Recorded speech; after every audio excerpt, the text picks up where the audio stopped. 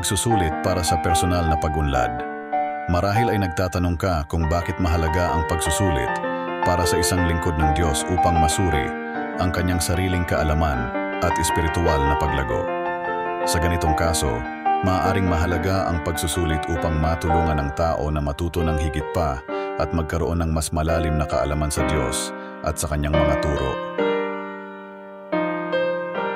Pagsusulit para sa isang tungkulin sa ministry.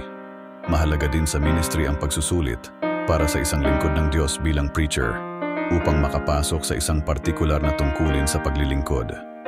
Sa ganitong kalagayan, maaaring mahalaga ang pagsusulit upang suriin ang kaalaman ng tao sa Biblia, mga turo ni Brother Mike at karanasan sa ministry, at iba pang kasanayang kailangan sa tungkulin.